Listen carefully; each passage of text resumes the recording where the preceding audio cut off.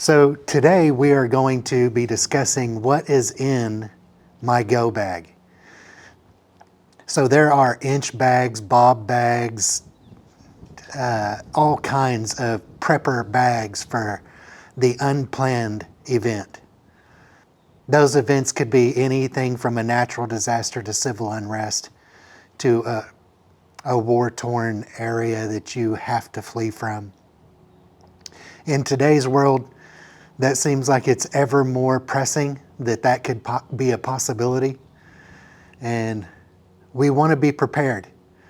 Being a prepper doesn't mean you're an extremist. Being a prepper means that you're being thoughtful, thinking ahead, and not putting yourself in a situation where you are a burden on society when there is civil unrest, where you can sustain yourself and your family, your friends, your loved ones, and be successful in the worst type of environment. So we're going to discuss this from my point of view. I'm an old country boy. I grew up on little farms, taking care of animals, gardening, and doing a lot of hunting, fishing, camping, being out in the wilderness. From the time I was a little baby in diapers until now I'm 50 years old, and I still enjoy doing it. I also, in the military, attended the Air Force SERE School, the Survival, Evasion, Resistance, and Escape School, where we went through how to survive out in the wilderness, how to evade capture, how to resist once captured, and how to escape once captured. I went through the field survival part, the water survival part, where let's say you had to ditch in your airplane into the ocean, and how to survive that if you can. And also the POW training, the prisoner of war training. The POW training is a lot more mental than physical. And we're not going to get into that, but we are going to get into the survival and being prepared out away from civilization. But what we're going to do here is we're going to go through my go bag. That's what I call it. For any scenario, I don't have several different bags for different types of scenarios. I planned on just any scenario that could come up and I needed to leave my home and get away from the unrest or away from the disaster. Let's not get into all the different types of scenarios, or this video could be 3 hours long. What I basically want to do is I want to cover what's in my go bag and from my point of view. So there's a lot of Green Berets and ex-military special forces guys on the internet right now that are putting together bags for you and showing you what they have. Now those guys have got a lot of extensive training in how to use the gear that they have. And I would suggest that everyone else, once you put a bag together, take it out and use it several times until you are so familiar with it, with everything in it, that you have no questions if you have to use it. So we're going to just break my bag down. This is a Mystery Ranch 55 liter or 50 liter Terra frame. So it's got a rigid support frame in it, all adjustable carrying ability. So you want your bag to fit you, and you don't want your bag to be uncomfortable. Again, most likely we're going to be throwing this into our vehicle and heading out of town and then just walking maybe, 300 yards to 3 miles out into the woods and going to our little pre-planned location out there to be able to wait out an unrest situation. So my bag weighs about 37 pounds. That's the bag and everything that is in it. Now, most Special Forces guys will tell you a good carrying capacity is 10% of your body weight. That's if you're going to be on a long ruck indefinitely, and that's miles and miles through the wilderness. That is a good, comfortable weight to carry. If you're just having to carry it a few hundred yards or even a couple of miles and you're not having to be in a hurry, your bag can weigh a little bit more. Now, my bag being at 37 pounds doesn't mean that I weigh 370 pounds, and this is 10% of it. My bag weighs almost twice as much as what is recommended. But still, 37 pounds is not a lot of weight if you just have to walk 300 yards or 3 miles. Now, I'm going to talk about everything as I pull it out a little bit, but the first time that I recorded this video, it was 2 hours long, and I don't think you want to sit through a 2-hour video. So what we're going to do, we're going to break out the stuff in the top. There's two pockets in the top part and then 2 pockets on the side. I'll show you. So 2 pockets up top. There are 2 pockets on the sides, and then there's the ability to carry stuff on the sides. So let's get into it. We'll take everything out of this.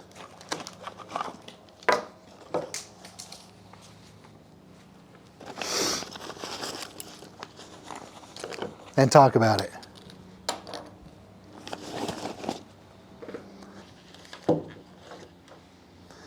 This stuff is in no particular order. I know there's the 5 C's of survival, and I learned all of that. And one thing that's not in this is a cutting tool and cordage. I've got little pieces of cordage, but not enough to really do anything with. But there is in here. So you've got something to write with, to take notes. And that would be important if you couldn't use your cell phone. In a survival situation, you want to use your electronic devices as rarely as possible. Because if you use them all up, if you use your batteries up all the first day, they're useless to you after that.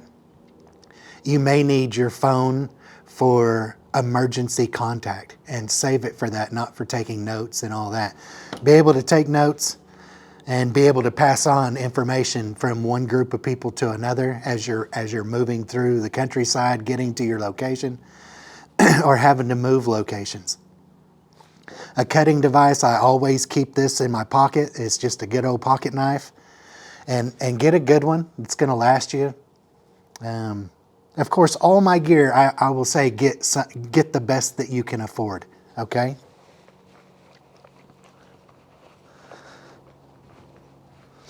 You may need to start a fire. This is just some lip balm, beeswax, and a lighter. And that right there will help you start a fire. There's also tape in here, duct tape, which can be used as tinder and making minor repairs.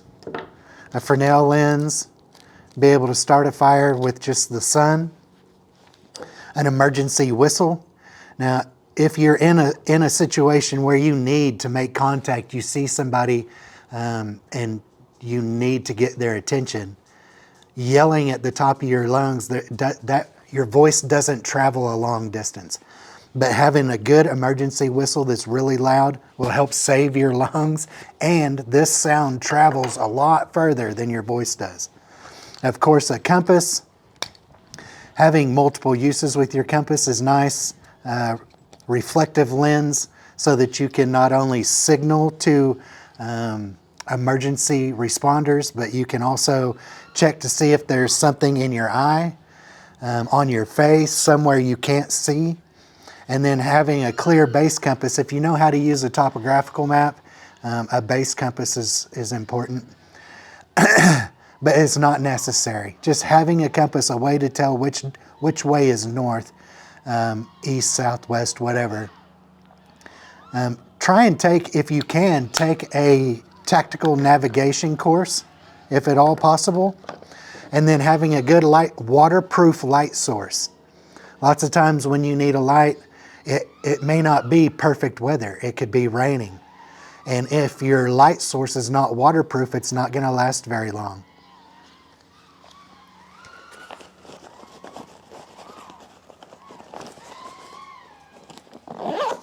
Okay, in the next pocket,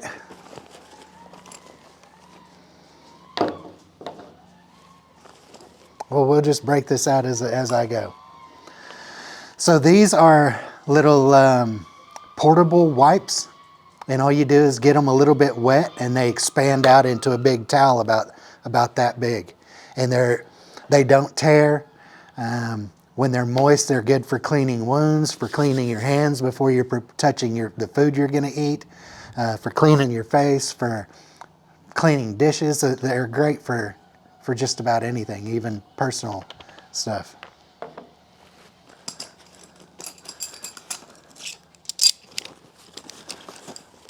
I carry some tent pegs, which are mainly, I don't have a tent with me, but I've got a tarp.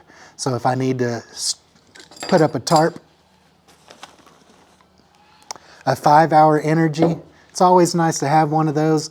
That first day when you're having to get away from an unrest or a bad situation, it may be in the evening and you've been working all day and you're tired and you've got to grab your bag and go, and it's still, you're hours and hours away from getting to your location.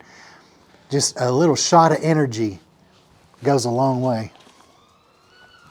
This is a 600 lumen flashlight, and it is super bright. Also waterproof, and it lights up the world. I'm a big proponent or big advocator of having multiple light sources. There's nothing like having to need a light, really needing a light, and the only one you've got, the batteries are dead or whatever. Of course, just something to put some trash in, something to wipe with if you need to use the bathroom. Ooh, very important. These are IOSAT. It's a thyroid blocking radiation emergency pill. You take 1 pill per day. This is 2 weeks worth for one person. In case of a nuclear accident, let's say.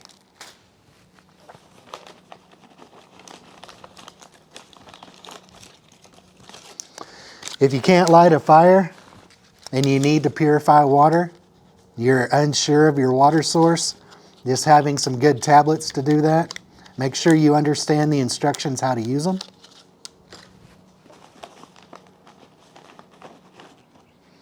A tourniquet should always be readily accessible.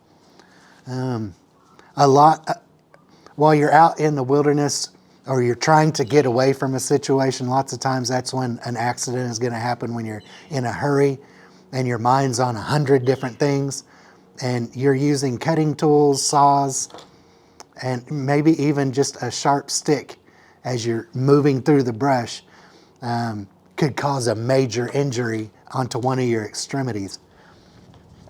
At that point, you're no longer going to be out trying to get to the wilderness. You're going to be trying to get to emergency medical help. And having a tourniquet may be the difference in you bleeding out and not making it, or being able to get to emergency help. An emergency blanket. This one is orange on one side and a reflective material on the inside, or on the other side. And that is an absolute, if you're hypothermic or you come upon somebody that's gotten hypothermic, they're wet, they're cold, this could save their life. You get in this with them and help heat it up, and it's big enough for 2 people to get in. Now, one person, when they're hypothermic, they're already not putting off a lot of body heat, but if you are alone, this could still help you. Whatever body heat you are putting out can help hold that in and heat you back up. Okay? That's it for that pocket. Okay, next. If you're in a situation where you can see a long ways, lots of times in the dense forest, you can't see very far, and having binoculars or a monocular isn't that helpful. But if you're lost and you can get to a hilltop or climb a tree and be able to see out at different navigation landmarks, it could help you find it where you're at. And also if you're doing any type of reconnaissance, trying to look ahead and see if you can see people where you're wanting to go, if you're trying to avoid people, or if you're wanting to locate people. Just having a good monocular, I can read signs that are 300 yards away over there. This is a pretty good one.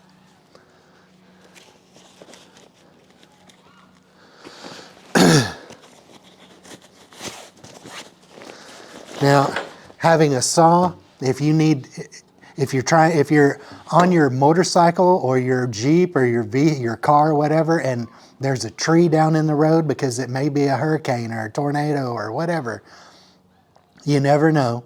Having a good big saw will help you remove stuff from the road so you can continue on your way. Also in building shelters, cutting firewood, very helpful.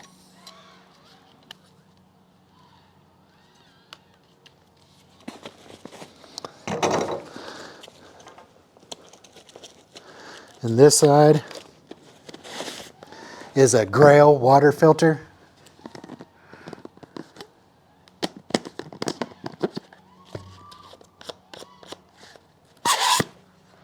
You fill this up with water, push that down through there.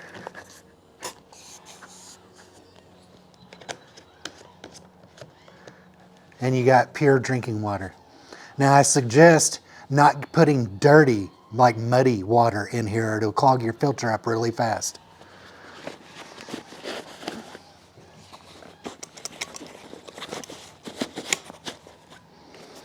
On this other side is my hatchet. Now I suggest getting not a real long hatchet, but something that will fit in your bag. You can see about from my size about how big this is. Now this is called a small forest axe. It's a little bigger, just a little bit bigger than a hatchet and smaller than an axe. Keep it sharp. Also for cutting firewood, making shelters, clearing stuff from your path. And in a last-ditch effort for thousands of years, well, at least for a long time, hatchets, axes were used as a self-defense weapon.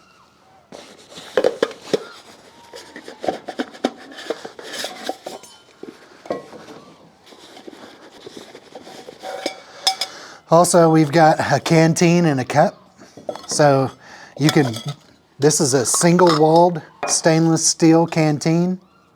I got new stuff for this. I didn't want to use my old camping stuff. But being able to cook a soup, a stew, you can cook just about anything you want inside of this. You can also heat up water, boil water in it. You can boil water in this. In your cap, most of these come with a plastic cap or a rubber lining inside. You want to make sure that you do not put your cap on here right after you take it out of the fire. You'll melt your cap and then it's useless. It's not going to hold water for you anymore. I also picked metal because plastic has a bad habit of cracking. And then once it's cracked, once your container is cracked, like if you use a bladder or something, once you get a hole in it or it cracks, it's useless. But this is going to last you your entire time out there, so you can depend on it. Okay, that's it for the outside of the pack. This particular pack is semi-waterproof. It's water resistant. A light rain isn't going to bother it. But it opens up completely where you can get to anything inside your pack. Okay? And now I'm just going to go to taking stuff out of here. A waterproof hat if it's raining. You need to keep water out of your eyes so you can see, especially if you wear glasses and it's raining. You know how the water gets on your glasses and it prevents you from being able to see clearly. But putting a hat on, it will help keep the rain off of your face. Also, for disguise, just being inconspicuous. Next is a poncho. If it starts raining, you can put the poncho over you and over your pack and keep everything dry. It can also be used as an emergency shelter to get out from underneath the rain. Just throw it up over you real quick. Lots of uses for a poncho. Fire tabs. Having a quick fire starter is pretty important, but not so important if you know how to collect tinder as you go to keep it dry. And you really need a survival course to know everything that's going on, how to use all of it. I've got some off bug spray. Inside of here is just a change of socks and a beanie hat, I think, and a towel. So I've got a towel, a pair of socks, some gloves, and a beanie. So if it's cold out, the last thing you want is your hands to get really cold. I suggest a good, these are 3M Thinsulate and wool. And a beanie to put on over your head when you're sleeping at night. You lose a lot of heat out of your head. And then being able to put on a dry pair of socks if your feet get wet will save you.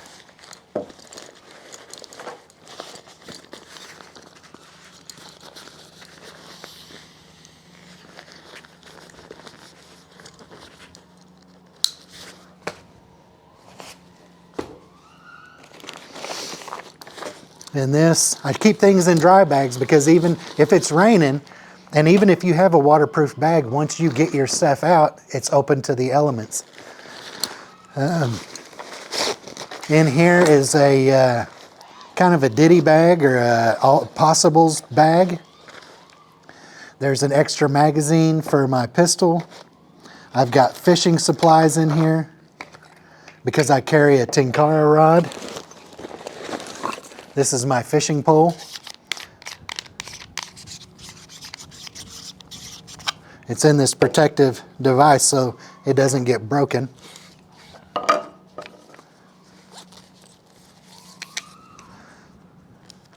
And it extends out like a fly. It's a fly rod without the reel.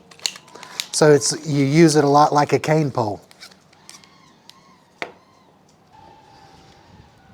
And you very well may need to fish at some point for food. If you're out longer than what you think you may have to be. And being able to catch some fish save your life.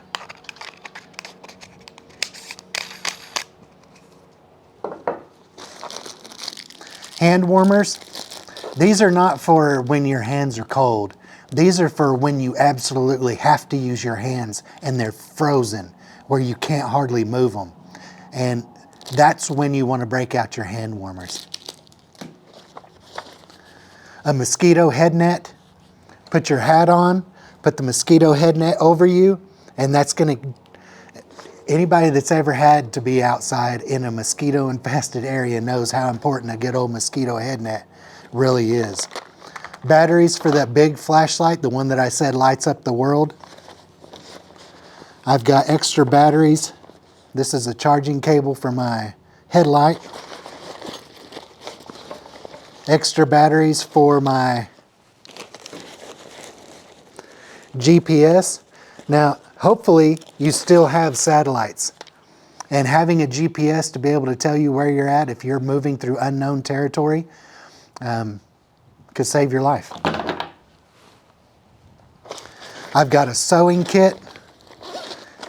In my sewing kit, I just carry some wax thread. This is serving for bowstrings. All different types of needles for any different situation. Just some safety pins for holding stuff together while you're repairing it.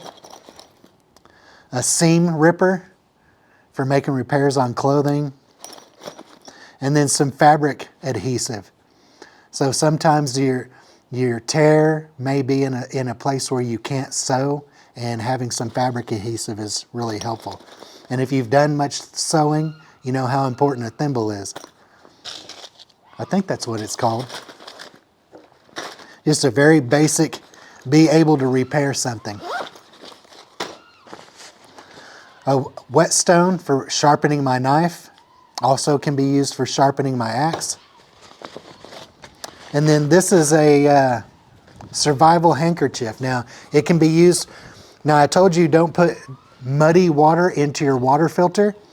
So you can put this over the top of your water filter, pour the muddy water through this, strain it out into your, let's say, your canteen cup, then clean this out, use a different part of it, then pour that water from your canteen cup into your Grail water filter. So you've basically filtered it twice before you put it through your water filter. This also has a lot of information, survival information, shelters, procuring water, how to start a fire, food sources. And it's orange, so if you want to be found, you can tie this to the back of your backpack and it'll help emergency services locate you better. Okay. So possibles pouch in a dry bag.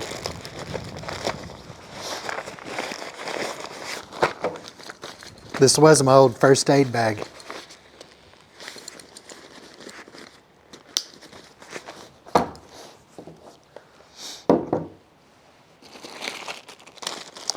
Some extra ammo, some sunscreen. I've got an extra filter for my Grail in case it does plug up. This is a little, it's a little fabric, like sleeping bag, but it's a really thin blanket.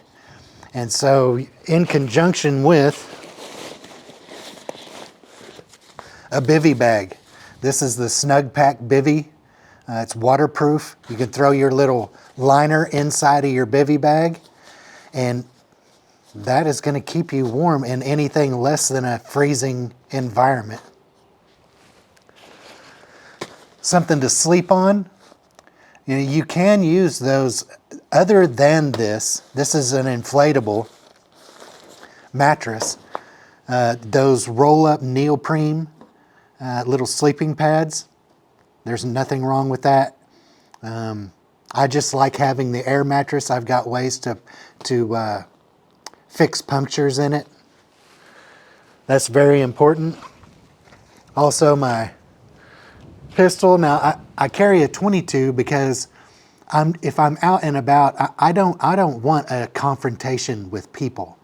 But I may have to get small game to feed myself and others. And a 22, long-barreled 22 is going to help a lot in that situation. I've got a large tarp here, which if you need to make a real shelter to protect you from the wind, the rain, and having a forest-type color will help you in a situation where you don't want to be found.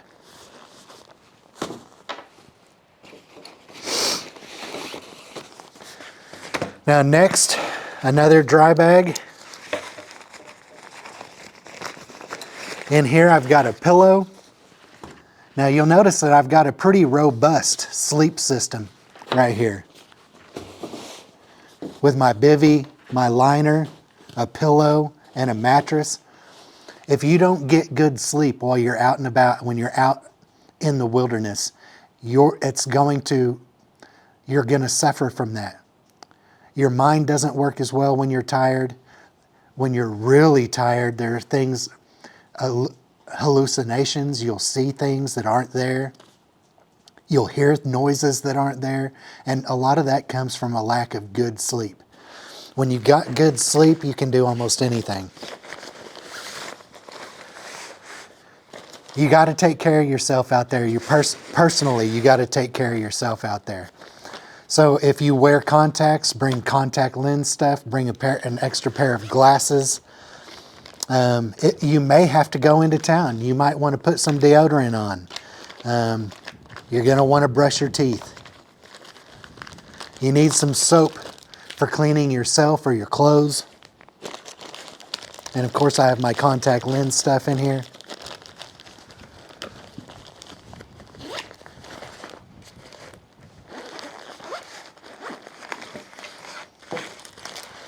Wipes. Now, if you're going to be out for very long, you hope you're not going to be out for more than just a week or so. And the civil unrest or the natural disaster is over, and you're going to be going back home.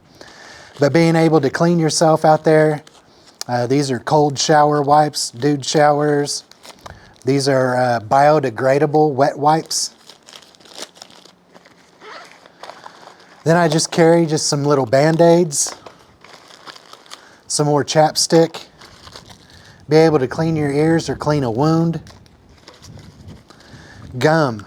This is like a mood enhancer when you're out in the forest. You've been out there.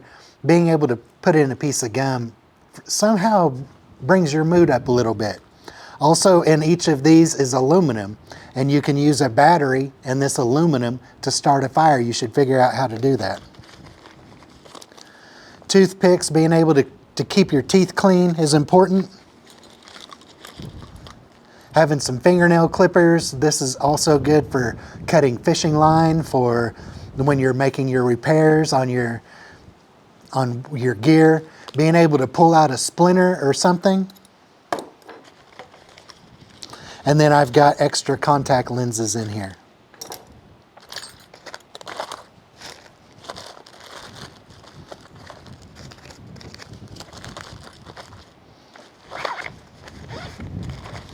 I've got more of those wipes. This is my patch kit for my sleeping bag. And in here is also another reflective mirror.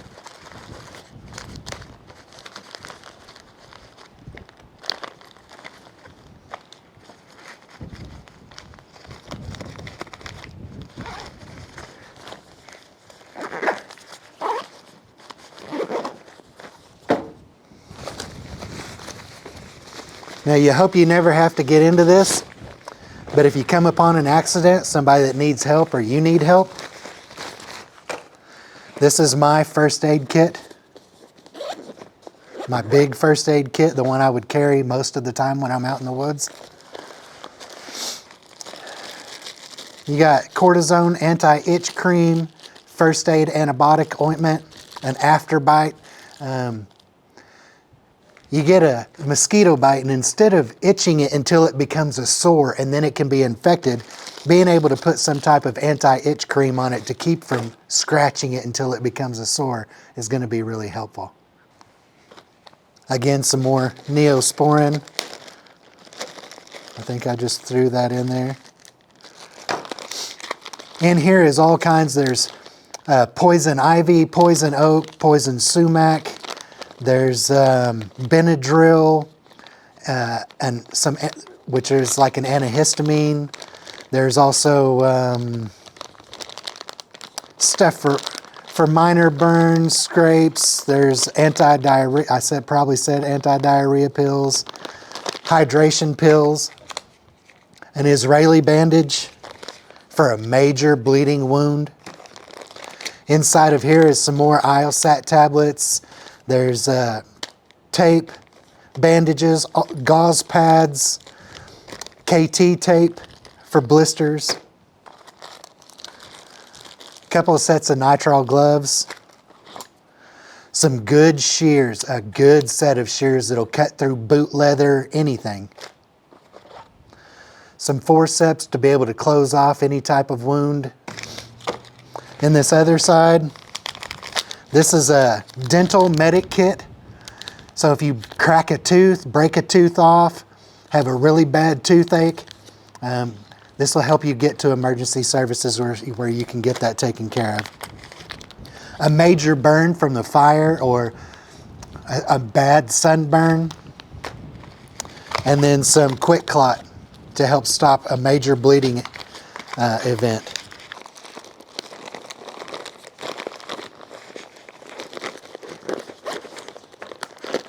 And that pretty much covers my first aid kit.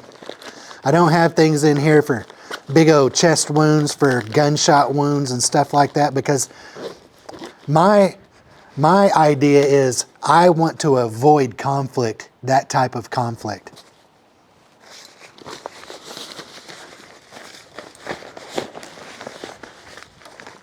And this is labeled, so if I have to tell somebody to get into my kit, they know exactly what is in there.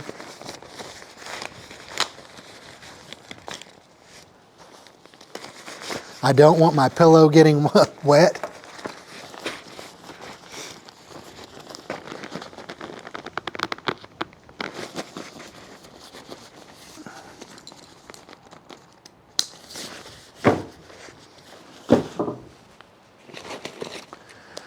This is an emergency food ration. There's 9 food bars in here that provide 3,600 kilocalories. So it's basically just a survival ration. You're not going to live on it, but it'll help you get from point A to point B. In the bottom here, I have my cordage, which is just some 550 cord.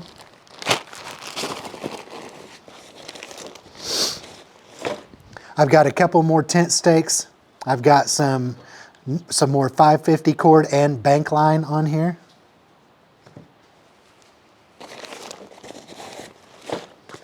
A digging tool.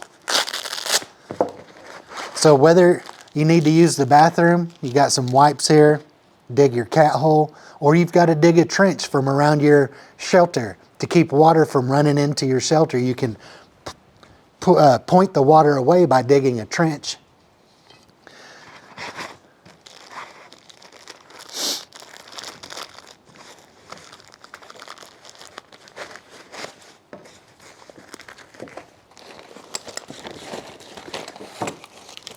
Some more bank line. This is 3 different, this isn't stranded. This is braided bank line. So you're not going to be able to break this down into individual strands, which you can with the 550 cord. But the bank line is better, to me, it's better for making shelters and whatnot. It holds knots better, and you can carry a lot more of it in a smaller package. Having a good Leatherman. The thing I like about a Leatherman is the pliers part, for being able to get a hold of something and pulling it. Sewing, lots of times with a big sail needle or something, you're trying to get through something thick. Your fingers will slide on that needle and you can't really get it pushed through, but being able to use a pair of pliers and push the needle on through will help you in that event. It's also got, of course, all your other little tools and instruments that you may need on it. Backup knife, whatnot. And then this is a Silcock key. If you're in an urban environment where you've got commercial buildings around, lots of times on the outside of a commercial building there's a water spigot, but it takes a special tool to use that water spigot, and this right here has got 4 different sizes for all different types of spigots. You're only gonna be able to use this tool in an urban environment.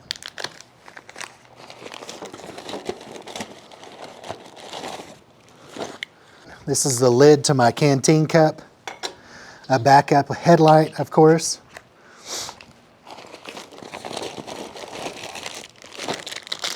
I carry these where they're just fire stick, they're just fat wood. And you can shave this fat wood down and use it as a quick fire starter.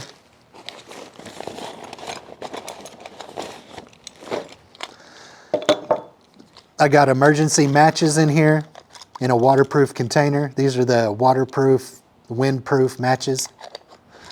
Inside of there is a little piece of cotton ball.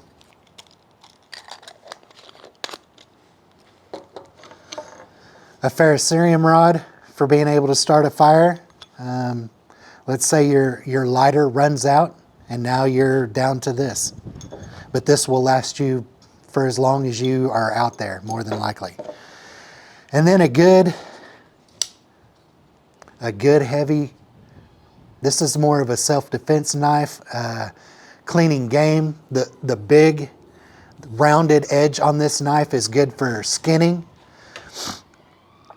If I had to be in a self-defense situation, I wouldn't want to use my little pocket knife. I would put this knife, if I was in an area where I may have to defend myself with a knife, this would go on me instead of in my pack. But I don't carry this around with me most of the time. And that's it. So that is the conclusion of my go bag. With all of this gear, I can make it in any scenario, any situation, just about anywhere in the country. And you could too if you knew how to use all of this. So I hope this wasn't too long. I hope you got something from it.